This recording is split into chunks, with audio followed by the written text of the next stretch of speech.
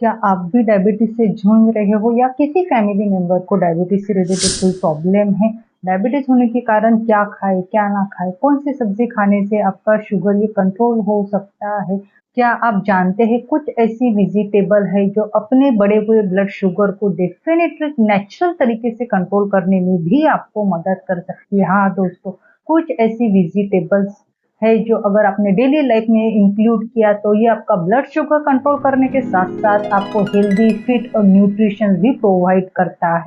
आज हम जानेंगे कुछ ऐसी वेजिटेबल के बारे में जो डायबिटीज के पेशेंट्स के लिए किसी वरदान से कम नहीं, क्योंकि जो ग्रीन वेजिटेबल्स रहती है उसकी फाइबर की मात्रा ये ज्यादा पाई जाती है, उसमें पानी की मात्रा रहती है, उसी के साथ इसमें बहुत सारे विटामिन मिनरल पाए जाते हैं। जो ग्लाइसेमिक इंडेक्स रहता है ये लो रहता है। हमारे शरीर को पोषण देने के साथ साथ हमारे ब्लड में जो शुगर है इसको धीमे से रिलीज करने में भी ये मदद कर। ये हरी सब्जियां सेवन करने से खाली आपका ब्लड शुगर ही कंट्रोल में नहीं रहता है, बल्कि आपका जो बढ़ा हुआ शुगर है इसको रिवर्स करने में भी ये फायदेमंद। पालक में आयरन, कैल्शियम, मैग्नीशियम ऐसे बहुत कुछ पोषक घटक रहते हैं। जो पालक में फाइबर की मात्रा पाई जाती है उसी के साथ इसमें पानी की मात्रा भी पाई जाती है। और पालक ये एक ऐसी सब्जी कहा गई है जिसका ग्लाइसेमिक इंडेक्स ये ना के बराबर है। इसमें कम कार्बोहाइड्रेट की मात्रा पाई जाती है, इसके साथ ए बी सी के विटामिन और मिनरल्स भी पाए जाते हैं। पालक में एंटी इंफ्लेमेटरी गुण पाए जाते हैं जो डेफिनेटली आपकी सूजन को कम करने में भी ये फायदेमंद कहा गया है। ड्रम स्टिक्स आप दाल के साथ भी खा सकते हो या भून के या बॉईल करके भी खा सकते हो। इसमें कैल्शियम की मात्रा ज्यादातर पाई जाती है, उसी के साथ फाइबर्स और अन्य विटामिन भी रहते हैं। सहजन का सेवन करने से इंसुलिन का निर्माण नेचुरल तरीके से होता है और ग्लूकोज एब्जॉर्प्शन भी ठीक रहता है। ना तो सिर्फ ये शुगर कंट्रोल करती है, उसी के साथ आपका बीपी हो गया या कैल्शियम की कमतरता हो गई या जॉइंट पेन हो गया, इसमें भी ये ज्यादा से ज्यादा फायदेमंद कहा गया। मोरिंगा में संतरे से भी ज्यादा विटामिन सी की मात्रा पाई जाती है। यह हमारी इम्यूनिटी को बूस्ट करता है और हमें हेल्दी रखने में डेफिनेटली मदद करता है। कि बॉडी में कैल्शियम की कमतरता है या कुछ आप सप्लीमेंट ले रहे हो तो ड्रम स्टिक डेफिनेटली आप वीक में 2 बार खाना चालू कीजिए। इसमें कैल्शियम की मात्रा या विटामिन की मात्रा बहुत ही ज्यादा पाई जाती है जो हमारे बोन हड्डियों को मजबूत करने के साथ साथ आपका शुगर, बढ़ा हुआ शुगर भी कंट्रोल करने में डेफिनेटली ये मदद। करेला का नाम लेते ही सब जनों का ऐसा मुंह बन जाता है, लेकिन करेला डेफिनेटली खाने में कड़वा रहता है, लेकिन इसके औषधि गुण बहुत ही ज्यादा फायदेमंद कहा गया।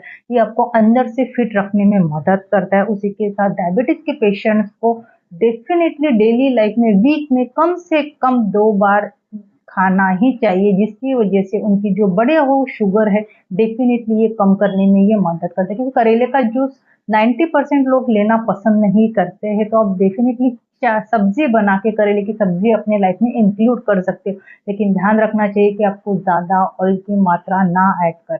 करेले में ब्लड शुगर को कम करने वाला नेचुरल कंपाउंड चार्टिन पाया जाता है और पॉलीपेप्टाइन पी भी रहता है। करेले का जूस सुबह खाली पेट लेने से बहुत ही लाभकारी माना जाता है। ये पोषक घटक होने के कारण डेफिनेटली ये आपके बढ़े हुए शुगर को कंट्रोल करने में मदद करता है। आप सप्ताह में इसको 2 से 3 बार अपने लाइफ में डेफिनेटली इंक्लूड करना चाहिए। ये आपके शुगर को कंट्रोल करने के साथ आपकी स्किन को ग्लोइंग करेगा, आपकी हेल्थ को इम्प्रूव करेगा, आपकी इम्यूनिटी बढ़ाएगा, उसी के साथ आपको ऑल ओवर बॉडी को हेल्दी रखने में भी करेला आपको मदद करता है। लेकिन लौकी खाने से पहले मैं आपको कुछ बताना चाहती हूँ। लौकी अगर आप खाते होगे तो आपको फ्रेश ताजी लौकी ही लेनी चाहिए। अगर खाने में अगर कुछ को कड़वी लगी तो प्लीज वो लौकी ना खाइए। आप बहुत दिन की फ्रिज में रखी हुई लौकी ना यूज करें, इसके कुछ साइड इफेक्ट भी देखने को मिलते हैं। तो ताजी फ्रेश लौकी और खाने में टेस्टी लगे ऐसी ही ले। अगर थोड़ी सी भी कड़वाहट लगे तो उसको आप नहीं यूज करो। लौकी में पाया जाता है सोल्यूबल फाइबर जो शुगर को धीमा रिलीज करता है। इसे आप उबाल कर या फिर सब्जी बनाकर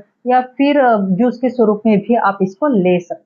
या तुरी, जिसको हम दोड़का भी बोलते हैं महाराष्ट्रियन में, ये भी आपका शुगर कंट्रोल करने में डेफिनेटली फायदेमंद कहा गया। यह हमारे बॉडी को नेचुरल तरीके से डिटॉक्स करता है, इसीलिए हमारे लीवर को भी हेल्दी रखने में भी ये फायदेमंद कहा गया है। क्योंकि बहुत सारे लोगों को लीवर से रिलेटेड भी प्रॉब्लम देखने को मिलती है। अगर आपका हाई लेवल का शुगर है तो उसका इफेक्ट आपके अदर ऑर्गन पे भी धीरे धीरे दिखना चालू हो जाता है। तुरई में पोटेशियम, मैग्नीशियम की मात्रा पाई जाती है, तो डेफिनेटली आप इसको अपने लाइफ में इंक्लूड करें। भिंडी, देखिए बच्चों को भी भिंडी खाना बहुत ही ज़्यादा फ़ायदेमंद रहता है, क्योंकि भिंडी में आयरन, कैल्शियम, मैग्नीशियम पाया जाता है। लेकिन आपने कभी सोचा है कि सच्ची डायबिटीज़ के पेशेंट के लिए भिंडी खाना सही है या गलत है?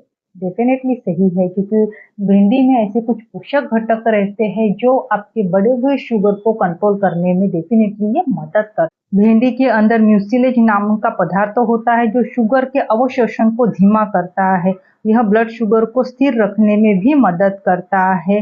तो लेकिन भिंडी बनाते समय आपको ध्यान रखना चाहिए कि आपको इसके ज़्यादा ऑयल ना यूज़ करें। टमाटर में लाइकोपीन से भरपूर रहता है, आप सलाद, सब्जी के स्वरूप इसको यूज़ कर सकते हो। ये आपका बढ़ा हुआ शुगर भी कंट्रोल करने में ये मदद करती है। या मेथी के दाने ब्लड शुगर के पेशेंट्स के लिए बहुत ही ज़्यादा फायदेमंद रहते हैं। लेकिन आप क्या करते हो, 1 महीना 2 महीना यूज़ करते हो। लेकिन अगर डेली लाइफ में अगर मेथी दाने का पानी या मेथी दाना अगर आप खाते होगे, तो इसके आपको अनगिनत फायदे देखने को मिलते हैं। ब्लड शुगर तो धीरे-धीरे कम होते ही जाएगा, खाली मेथी दाने खाने से ही नहीं, ऑल ओवर आप दिन में किस प्रकार का खाना खाते हो, आपकी एक्टिविटी कैसे है, आप कितना टाइम सोते हो, आपका ब्लड शुगर कितने लेवल का बढ़ चुका है, इन सभी बातों पे रिजल्ट डिपेंड रहता है। लेकिन मेथी दाना खाने से आपको कोई साइड इफेक्ट नहीं होने वाले। अगर लिमिटेड डेली लाइफ में अगर 1 चमचा मेथी दाना अगर आप खाते होगे, आपको स्किन से रिलेटेड, डाइजेस्टिव सिस्टम से रिलेटेड, हेयर से रिलेटेड कुछ भी प्रॉब्लम है, यहाँ तक कि आपका डायबिटीज भी कंट्रोल करने में ये फायदेमंद कहा गया है। अब हम बात करते हैं कि शुगर के पेशेंट को क्या नहीं खाना चाहिए।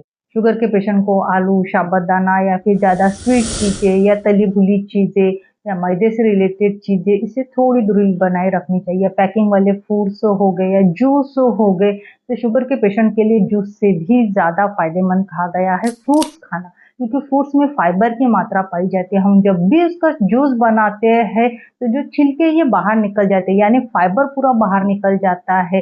तो अगर आप शुगर के पेशेंट्स हो, तो मैं आपको एडवाइस करूंगी कि जूस की जगह आप पूरा एक फ्रूट्स खाइए, वो ज़्यादा बेनिफिट्स करने वाला रहेगा। कुछ बोनस टिप रहती है जिसको आपको डेली लाइफ में फॉलो करना चाहिए। सबसे पहले आपको आपका शुगर लेवल ये 2 से 3 महीने में एक बार चेक करना ही चाहिए, यानी ब्लड टेस्ट आपको करना ही चाहिए, जिसकी वजह से आपको पता चलेगा कि आपकी शुगर लेवल बढ़ी है, कंट्रोल है या कम है।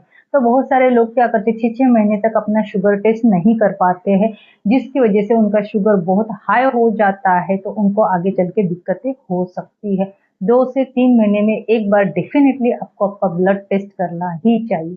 दूसरा, आपको पानी इनटेक ज़्यादा से ज़्यादा लेना चाहिए, अपने बॉडी को हाइड्रेट रखना चाहिए, क्योंकि पानी पीने से भी हमें भूख कम लगती है। तो पानी आप ज़्यादा से ज़्यादा इंक्लूड कीजिए, फाइबर, प्रोटीन युक्त पदार्थ इंक्लूड कीजिए, और जिनका ग्लाइसेमिक इंडेक्स लो है, ऐसे पदार्थ आप अपने लाइफ में इंक्लूड कीजिए।